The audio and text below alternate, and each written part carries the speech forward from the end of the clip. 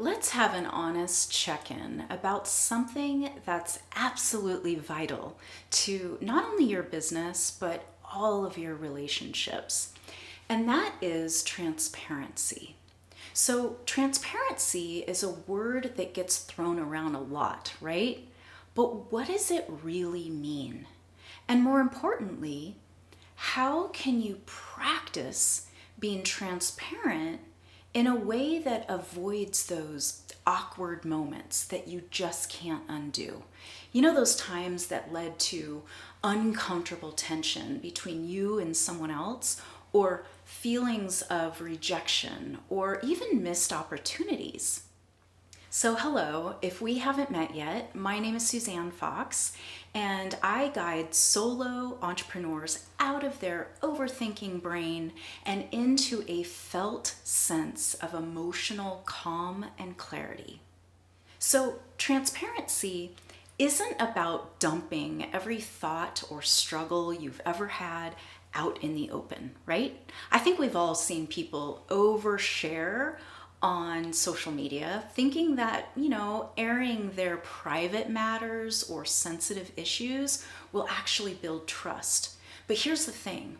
If you're sharing because you want something in return, like validation or attention or even sales, people will sense that. And worse, it attracts the wrong people and the wrong kind of attention. That kind of transparency often creates those awkward, cringe-worthy moments that stick with people, and not in a good way. So true transparency doesn't come with strings attached.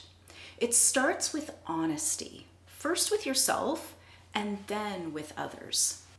So an example of that is when I reach out to connect with somebody professionally, whether it's a new client or a collaborator or someone I admire, I make it a point to state my purpose up front. Like I might say, hey, I really value the way you show up in your work, and I'd love to connect with you because I think we could both learn from each other. Are you open to that? Can you see that that's open and honest, and I'm not really hiding anything? Now, if the other person doesn't have the time or the capacity to meet, that's okay. I respect that. My intention was genuine, and I can walk away feeling good about it. They now know how much I value them and respect their work, enough for me to actually make a request to connect. But they don't owe me anything. I'm not entitled to their time. But now let's flip it, okay? If I wasn't honest about my intentions, if I secretly wanted to get free business advice or land them as a client or hoped that they'd promote my work, I might feel frustrated if they turned me down. And that's because the frustration wouldn't come from their response, but it would come from my own unspoken expectation. See the problem there? When we're not clear and honest, even with ourselves, it creates unnecessary friction, and it leads to those awkward moments that we really wish we could undo. Here's another similar situation. When someone I do not know reaches out to me wanting to connect and network, I'll ask for clarity just so we're on the same page. And sometimes they'll answer saying, "Oh, I just wanted to hang out and have some coffee." Now, don't get me wrong, okay? I love connecting with people. I love coffee, but as a one-person business, time is precious, right? And if someone wants an hour of my workday, I need to understand what the purpose is. And if there's no clear definition or there's not an intention, it's hard for me to prioritize that. And here's the uncomfortable part. If they get upset or offended because I asked for clarity, or if I don't make it a priority to meet with them, it's usually because they had an unspoken expectation that they really weren't being transparent about. This is why transparency matters so much, right? Not just in how we communicate with others, but in how we approach our own intentions. So has this ever happened to you? And are you also clear about why you're reaching out to someone? Are you upfront about what you want? Or are you hoping they'll figure it out or guess? Or meet an expectation that you haven't said out loud? So there is a high cost to unspoken expectations. Unspoken expectations are often the source of those awkward moments that you just can't undo. Whether it's a strained networking interaction, or a misaligned collaboration, or even a missed opportunity. These moments usually trace back to a lack of clarity. So here's an experience I had that showed me how differently people define transparency. So I once joined a group that prided itself on authenticity and transparency. And at first, it seemed like an open-minded space. But over time, I realized that the leadership valued compliance over honest, direct communication. And any transparency that challenged it was not only discouraged, but penalized. And I noticed that the more that someone shared private matters openly, the more recognition and acceptance they seemed to get with the entire group. There was a common thread of connecting by oversharing struggles and leaning into emotional coddling, which worked for them, but it did not work for me. But here's where it got super awkward. When confident, self-assured people joined the group, they were often viewed with suspicion. I became one of those people. I was even accused of not being vulnerable enough. This is when I realized that my definition of transparency was different. Transparency for me comes from a place of honest strength. I mean, I'll share openly, but not for validation or pity or to fit in or get a sense of belonging, because for me, it's about being real with pure intention. And to me, that is transparency.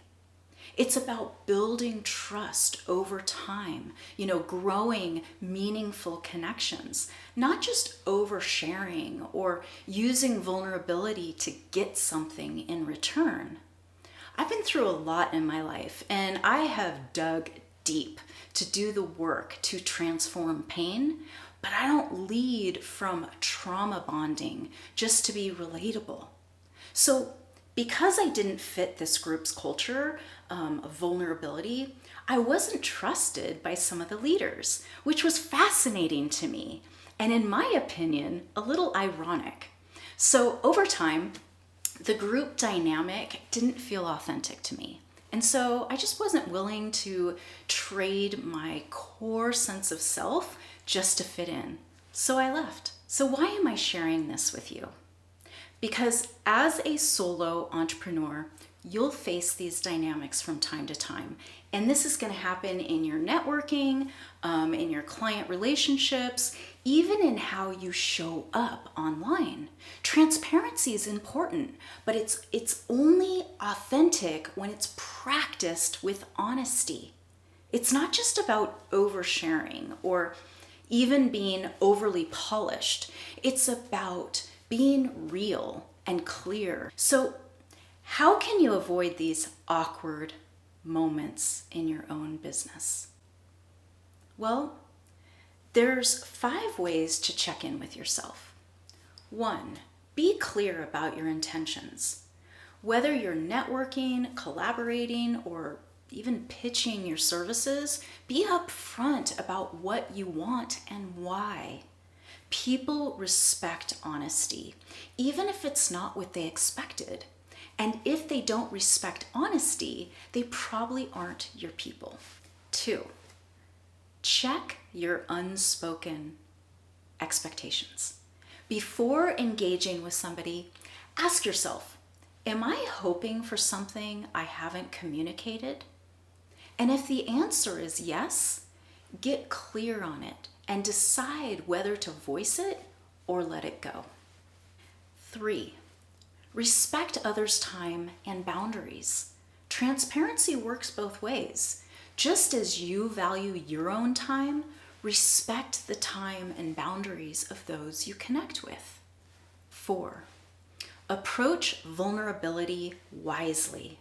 Vulnerability isn't about exposing every painful wound or emotional drama. It's about being real, owning your story, and showing up as your whole self. Share what's relevant and purposeful. Those are the 2 key words, okay? Relevant and purposeful. And last, 5, lead with authenticity. Whether you're posting online, building your brand, or meeting new people, let your authentic self shine through. Transparency isn't about perfection. It's about being real and human.